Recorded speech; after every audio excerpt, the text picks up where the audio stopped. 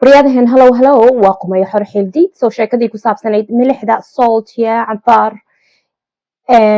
region iyo volcanadan dhacaysa ya ayaynu sii wadaynaa. Okay, sheekada salt ku saabsan iyo xeerka Nabi Ciise imika la boonbooninayana mar baan maybe tomorrow baan si fiican u guda gelayaa, laakiin waxaan idhi salt shaqal markaad waxa micno u yeeraysid dhalan u yeeraysid halkaas ay ka timid oo de waxa weeye markaa soolkana ayuu ahaa dee waa boqorkii Israa'iil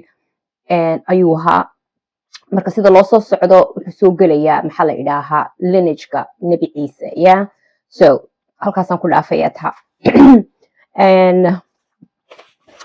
Okay, so saltka waxyaalaha badan loo isticmaalo waa idin sheegay, xitaa lacagtan currency salary mushternimadu inay ka bilaabantay milixda ya, oo waxa la yidhaahaa dariiqyadii Rome ay ka hadlayaan was build ya, waxaa loo dhisayba the transportation of salt ya, in milixda lagu kala iibsado oo waxay ka mid noqon doontaa qayb weyn salt trade-ku ama de milixdan la kala iibsanaya mushternimada Silk Road-ka ya. Meesha ugu badan Asia iyo Africa baad meesha ugu badan imika dee milixda deposit ku jiraan waxa weeye the Dankili depression waxay yidhaha meesha adduunka ugu kulula imika dee vulkaanadu ka qaraxday ya, carta alle ya, ayaa the most natural salt deposit ka buuxaan ya. Marka halkaasayba kasoo bilaabmatay mushtanimadan milixda iyo dee in geel la isticmaalo ilain waa meel arid of depression oo dee very hard in maxaa la yidhaha la maro sida saxarada oo kale. Marka milixda geela lagu rari jiray oo saasaa suuqa loo keeni jiray oo Silk Road-ku de halkaasuu ka bilaabmaya ya. Waa waxay reer galbeedku ugu dagaalamayeen inay xukumaan imika geeska Africa, ma fahanteen? So Dankili salt pan baa la idhaahaa ama Lake Afar ya.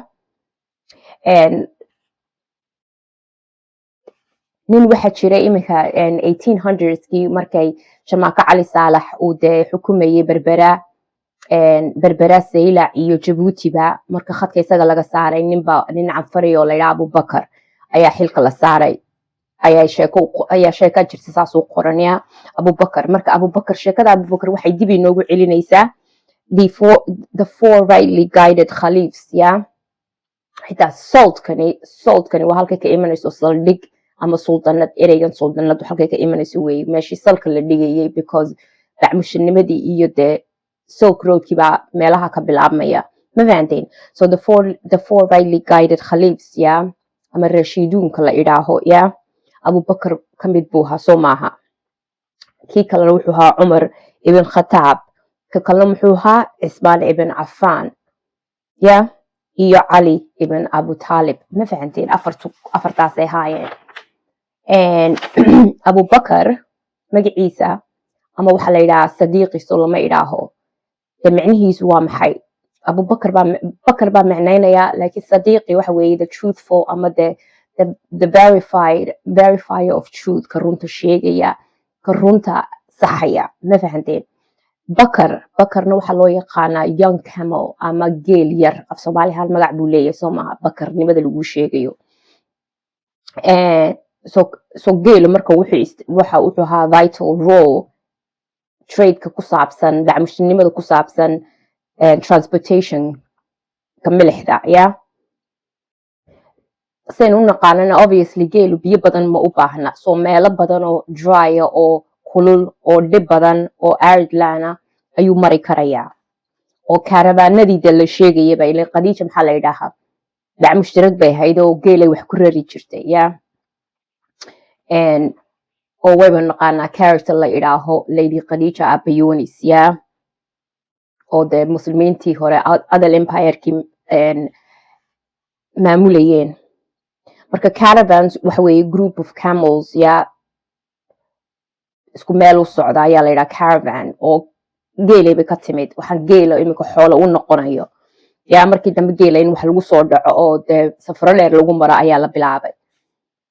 ilaa iyo Timbuktu ba xitaa Timbuktu Mali ku taala. Timbuktu halkan lama soo dhigi doonaa video, waxa weeye meeshii muslim badan ku kulmi jireen, ilaa halkaasaa lagu geyn jiray geela bilixda. so milixda geela marka lagu raro minanka iyo mineska ayaa laga kaxayn jiray ilaa iyo suuqa lagu geyn jiray silk roadki saasuu ku bilaabmaya magaca ibn abubakar waa macneeyey ibn khataab baynu macneynaynaa magaciisa ibn khataab magaciisa waxa weeye speaker ama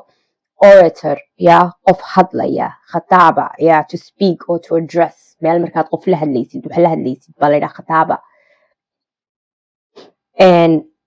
qabiil dhan baaba jira imika magadabuursiga reerahaas ka mid ah oo la idhaaho habar cafaan soo maaha dee magaca ku ka imanaya magacii cismaan ibn cafaan halkaasuu ka imanaya soo maaha marka ereygan cafaan haddaynu micnayno waa cafaana bay yidhahaan af carabi oo micnaheedu yahay to be pure qof saafiya oo de suufiya basically haddaad tahay qof anshax fiican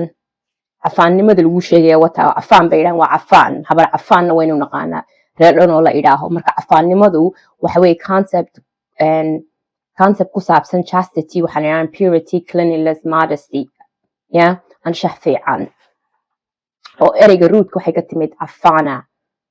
iminka group baaba jirta amxaarada oo fana isku bixisay soo maaha oo suufidii haddaad dikirka iyo markay dikrayaan haddaad u fiirsatid fana iyagaa isticmaala oo waxa ku saabsan waxa weeye concept in iigada qofka laga saaro iigada ay eegta amen de qofka is caabudaya oo la yidhaaho energygaadoo dhan ilaahay geli ya divine union geli suufiyahaan concept weeye ku jirta oo la yidhaha fana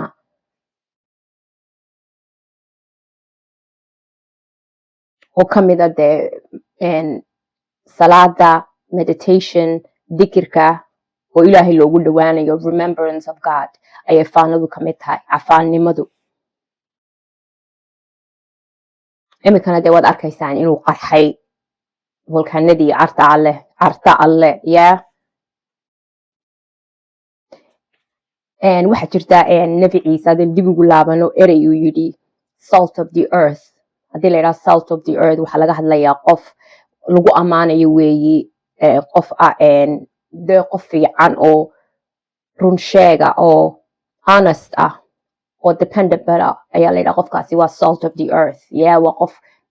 dee milixle oo dhadhan u yeelaya adduunka waxaa jirta sermon uu nebi ciise isagoo buur jooga sidii nebi maxamed baa uu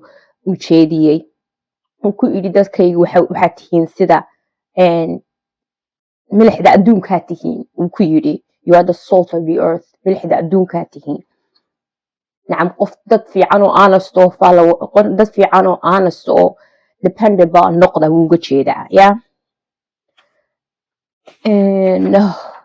maxaa kale ku daraa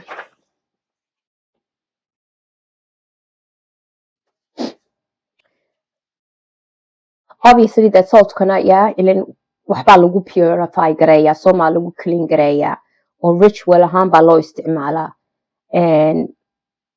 for purification rituals